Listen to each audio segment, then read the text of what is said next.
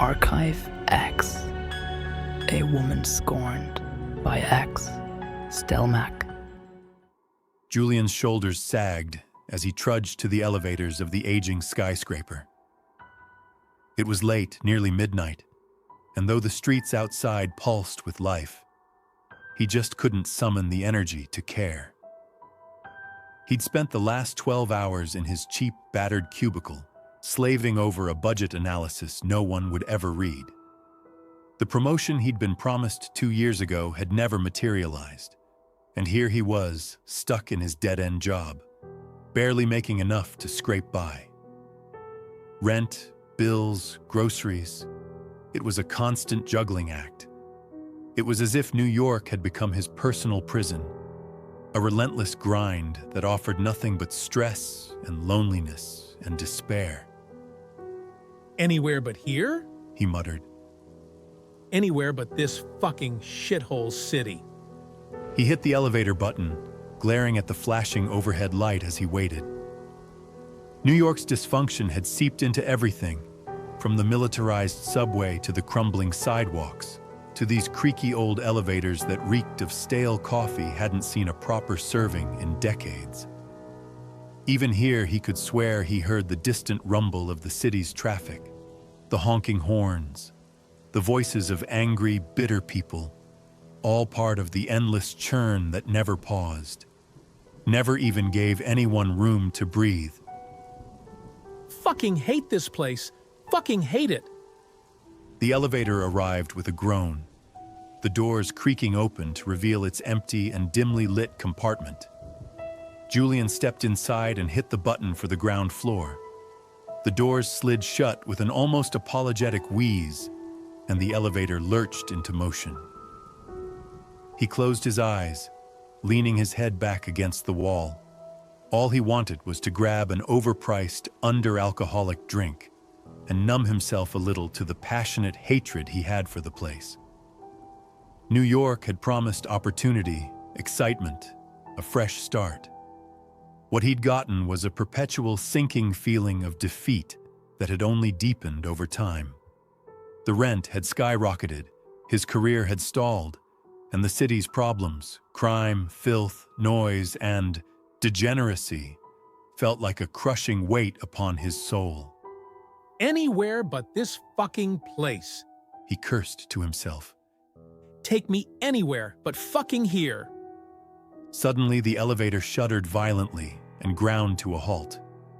Julian's eyes flew open, his stomach flipping in the sudden stillness. The panel lights dimmed, flickering like a dying heartbeat, leaving him in the oppressive half-light. Fuck! He spat, reaching for the emergency phone. His hand froze midway, though, as he suddenly noticed someone, in the opposite corner of the elevator. She stood there, a woman draped in shadow, her face half hidden by the flickering light. Julian's heart skipped a beat. He hadn't seen her when he stepped in, but here she was. Had she really been there all along? Hey, he said, forcing a calm tone. Looks like we're stuck. The woman didn't answer right away. She just tilted her head and smiled, a slow, predatory smile that sent a shiver down his spine. She was beautiful, in a sharp, cold way, her dark hair cascading down over her shoulders, her eyes too deep, too dark, irises just a little too large. We've stopped, yes, she said softly, her voice quiet, but with an edge that felt like a razor blade gently brushing against his ears. Julian swallowed, his pulse quickening. Okay, well, guess we should call for help, he said, reaching for the emergency phone again. When he picked it up, there was nothing, just a deadline. As per usual, nothing in New York worked anymore. The woman moved closer, and Julian instinctively stepped back, pressing against the wall despite himself. She stopped just a couple of feet away, her gaze locked on his, unblinking. Do you really want help? she asked, her voice silk over steel. Or is it something else you're looking for, Julian? His blood ran cold. How do you know my name? The air in the elevator thickened, growing heavy and oppressive, and Julian felt a strange sensation, like the walls themselves were breathing, closing in around him. His heart raced, panic rising in his throat. I know everything about you. She said, her voice intimate as a lover's whisper. I know how much you hate me, how I drain you, how hard you wish you could leave me, how you dream of nothing but escape. Julian's mouth went dry. Who are you? He asked, his voice quavering. I'm what's been tormenting you. She replied dryly. But tonight I'll take pity on you, Julian. Tonight I'll be the answer to all your suffering. He wanted to flee, to get away from her, but there was simply nowhere to go.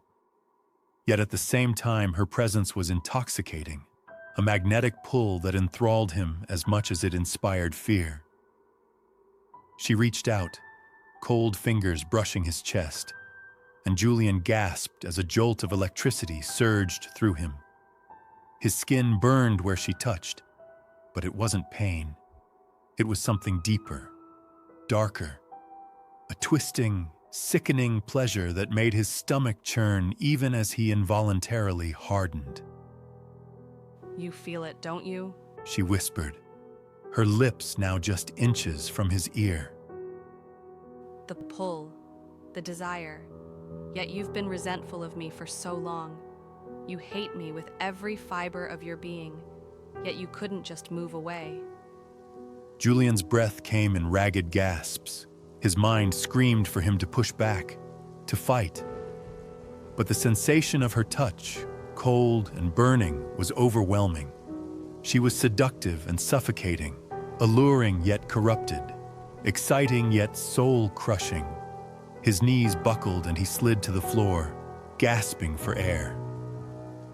The woman crouched gracefully beside him, her hand cupping his chin, forcing him to look into her deep, dark, endless eyes.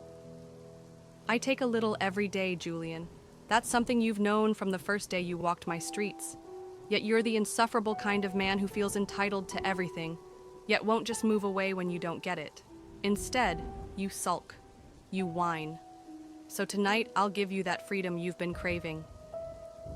Julian's vision blurred, his mind spiraling as the elevator itself seemed to warp, the walls bending and stretching in impossible ways as the metallic sound of stressed cables groaned. He could feel her presence everywhere now, pressing down on him from every direction, suffocating him with her terrible beauty. No, He gasped, trying to resist the pull. no, I... Her smile twisted into something darker, and an expression no human could make. Don't lie to me, Julian. You're so full of pain and frustration and impotent rage, cursing my name every hour on the hour. For years, you've wished for nothing but to tear me down brick by brick, and you didn't think I'd hear? You didn't think I'd know? Didn't think I'd care? With a sudden snap and screech of grinding metal, the elevator jolted to life, rapidly dropping. The woman's form shimmered, flickering like a distorted reflection on the surface of oily black water, and for an instant her true nature was visible.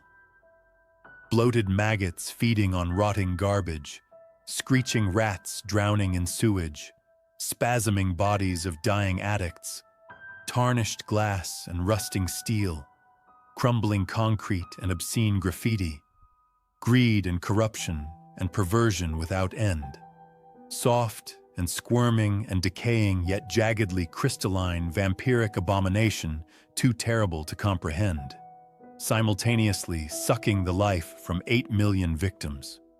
Julian screamed, his heart hammering in his chest as the elevator plummeted downward faster and faster. The lights flickered wildly, casting distorted shadows across the walls. Yet the woman remained still even as the elevator walls rattled with a deafening intensity. watching him with those bottomless eyes, her expression unreadable. There was a deafening crash, a jolt of crushing pain as if his every bone had shattered at once. Then, with a soft chime, the elevator doors slid open. Julian stumbled out into the lobby, gasping for breath, ice-cold air hitting him like a slap.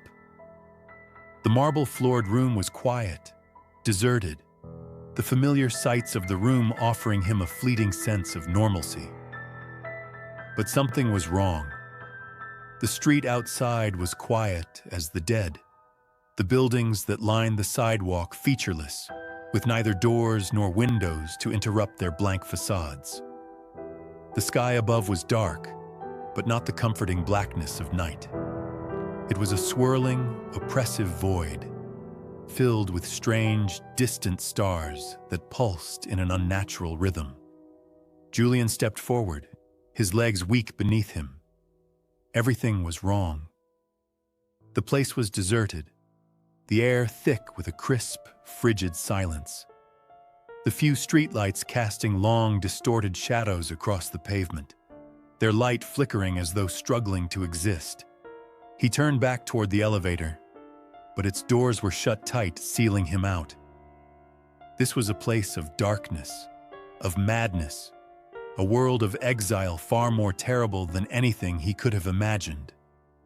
Julian burst from the lobby and ran, his footsteps echoing in the empty streets. But deep down, he knew there was no escape. Not from this. Not from her. Like and subscribe for more horror and mystery stories.